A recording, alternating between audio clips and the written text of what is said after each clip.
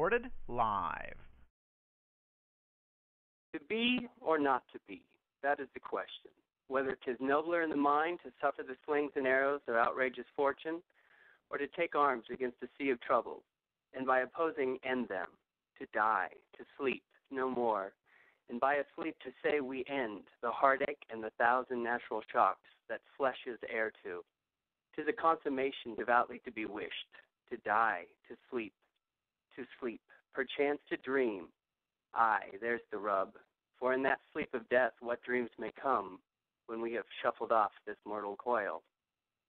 Welcome all to another week of 42 minutes, this one being episode 13.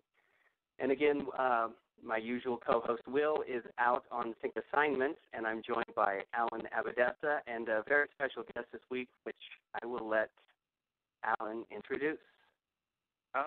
Thank you. It's good to be back with you, Doug. And today we have with us Neil Kramer, who I'm just really honored to have with us. He was kind enough to contribute to the Sync book and join us today. So, Neil, welcome to the call. Hey, guys. Good to be here. Thanks for inviting me along. Absolutely. Now, Doug, you started this off with a quote about death, and that's because this is the 13th episode, and 13 being death in the Tarot, correct? This is correct. Yes.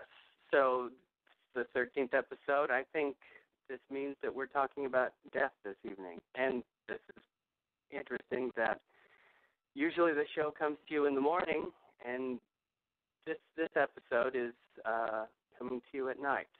So is the death card, what does that mean? Is it a literal death, or is it a transformation? And that's what the show is doing this week. Absolutely. And that's something we had started to mention the movie Brazil last week. It came up, and the ending of the movie is something Doug and I have discussed as to what actually happens.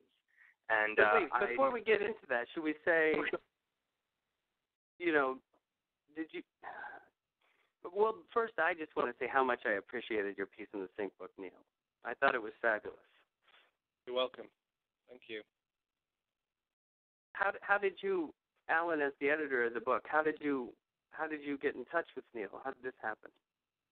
I first heard Neil on Red Ice, I guess like 2 years ago, and then I followed some of his work and was just really impressed. And I just sort of, I guess it was towards the end when we, as I've mentioned a number of times, the Sync book just sort of snowballed from a very innocent little idea of, hey, what if some of us all wrote 10 pages to snowballing into a real something. And when we decided to expand the book and a little bit more towards the end, I just reached out to Neil and asked him if he would contribute one of his, he writes wonderful essays on his website, that's neilkramer.com, and I asked him if he would be willing to contribute one of those essays to our book, and he said yes. Great. Now, the reason I mentioned Brazil is because one of the first times I heard Neil speak was in a Red Ice episode where the sort of topic was the movie Brazil, or he used that as a launching point. And I thought maybe Neil would want to speak to that a little bit of how, of a few things, essentially maybe we can get to the ending of the story of do we escape, what is quote-unquote escape, death in the Tarot also being change, what is the true transformative process, but also maybe a little bit of where I'd really like you to start. I think many in synchronicity who have come to really study synchronicity got into it and through what Neil calls a dark unveiling. And I was wondering if, Neil, if you would introduce that aspect a little bit to start us off. Sure. Yeah. I mean, the dark unveiling, I presented various models and ways of thinking about the world over the past 5, 6, 7 years. And one of the stages in one's personal awakening process, if I can use that rather grand word, or expanding consciousness, or whatever you want to call it, one of those stages is undoubtedly an unveiling stage where, as you begin to realize that there is more to life than the mainstream consensus reality tunnel suggests there is, one of the most intriguing aspects of that initially is the dark unveiling. That is the sort of shadow side, which is to some degree, alchemically speaking, a reflection of what's inside us.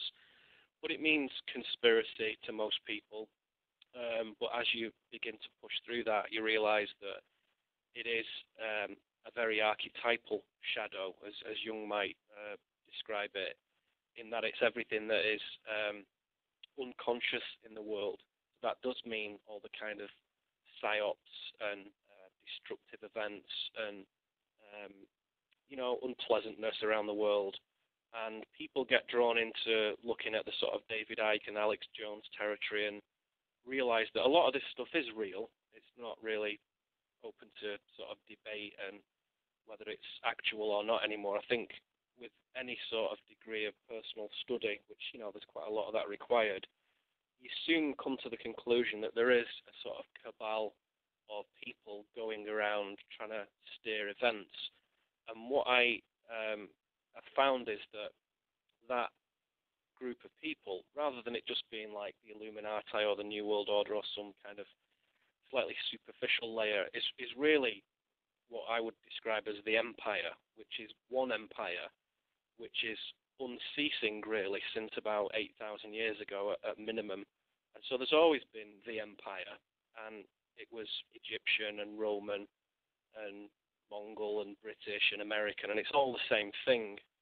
And when you look at the dark unveiling of life, whatever level you go to and however deeply you want to penetrate that, what you're really doing is you are investigating the sort of forensic trail of the empire and how it's moved through human society over the millennia. And you come to a point where you realize that not only is it actual and it has veracity, as I say, but it's also something that is very old. And I think a lot of pure conspiracy researchers kind of neglect to go into that in any great detail. And a few people may say, oh yeah, there's Sumerian aspects and, off-world aspects and so on, but they don't really go into it. And I think that even looking at the modern sort of mediaplex, which I know is quite a heavy feature of synchro-mystic study, if you like, you can start to see the sort of little tentacles of the empire, and it is very fascinating. But the real juice of it, the real value of it, is that there comes a point where you realize that it's actually an aspect of yourself, and it's actually a reflection of consciousness. And that leads to a rather classical realization, which is that, as in alchemy with Hermes Trismegistus, there's no real difference between the outside and the inside. So not just as above, so below, but as within, so without. So the wise student realizes that those dark unveilings really are a reflection of what's inside. And that's the value of it. And the transformative aspect is once you realize that, you don't get hung up in this kind of negative vortex where you just think, well, all is lost and the empire's kind of supremely powerful and there's very little we can do and we're all kind of in a bit of a up the creek without a paddle situation. It's not like that. It's a very classical kind of Hindu realization, really. So that's what that is. And it can take many forms and many aspects, very practical, geopolitical study and very esoteric study in terms of secret societies and non-human intelligence and so on and so forth. So those different layers of the shadow, again, if one can keep still and focused and balanced and strong going through that, it does lead to a good place. And as I say, it's a very archetypal journey, really. It's the fool's journey in tarot, if you want to put it that way, and that you start from that point of ignorance and you start to realize that everything isn't as we thought it was. And initially, that feels bad. But after a little while, after a little study and a little kind of soul searching, you start to get the attainment, the conscious attainment that is actually part of your own journey, not just stuff out there on the platform of the world that's happening and you're looking at it. It's actually part of you I think that's the spiritual value to it. Wonderful. So then, does the individual transform the empire by transforming themselves, or is that irrelevant? You know, the empire is always going to be the empire, and the individual needs to go on their journey and break through. Yeah, that's the key question, isn't it? I think that brings one to the very deep and important topic of free will. And essentially, without free will, you are at the mercy of the empire, and everything that you do, every time you vote and, you know, fill out a form for the IRS or go and get your driving license or whatever, you're playing the empire's game, really. And if you're hoping that Ron Paul's going to make everything better, or there's going to be some sort of Marxist revolution or something, you're still playing the empire's game, and it looks rather, you know, difficult. So the transformative element of that is in realizing from a very high level that the empire serves a kind of purpose of what you might call as a negative attractor. So it pushes out the polarity of conflict to a point where it creates change, it accelerates change. So in Hindu terms, you know, many people would be familiar with the Yuga cycles, where you're at a point where there's more negative polarity than there is positive. So from a human face on the map type perspective, that looks a bit bleak, and you might think, well, it might be nice to live in a time where it's very positive, you know, the golden age or whatever. But actually, it's where that Kali Yuga cycle completes, where you reach optimum negative polarity, that you also reach optimal potential for change. So really, it's kind of like a game in that even the empire is playing that game as well. And strictly speaking, there are no good guys and bad guys. But again, that's a transpersonal view. And, you know, if you're getting a boot in your face and your teeth knocked out, you do well to keep that view in mind, of course. So if you're right up against the edges and you feel that abrasion, then you quickly forget that. But if you can create a space for contemplation and you can zoom out from your own personal affairs for a moment, then you begin to see that this empire, the only thing that's unusual about it is that it's kind of plugged in to Maya, the illusion of form.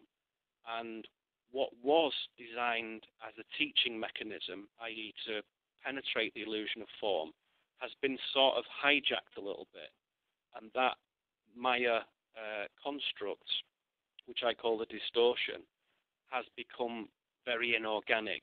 So a few thousand years ago, I think it was very natural. And now it isn't. It's very synthetic, and it's very much conditioned and programmed and constructed and so on. And yet again, although that seems a little bit kind of cynical point of view, it actually has the overall effect of increasing one's potential for realization and attainment and growth and awakening and enlightening and illumination and all that stuff. So, you know, it's kind of like the Empire in the Star Wars movies. You know, when it gets really big and really mighty and really powerful and all looks lost, suddenly there is the greatest potential for the new paradigm to break through. And that cycle is an old one, and it happens every 25,000 years, we could say.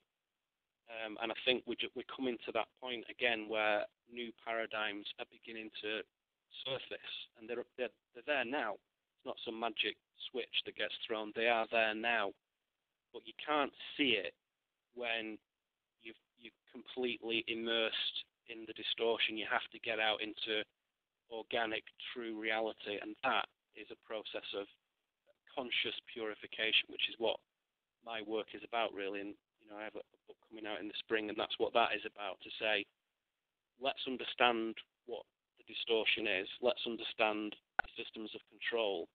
Now, get that out of the way, and then we can realize that that is a kind of springboard for something pretty exciting, actually.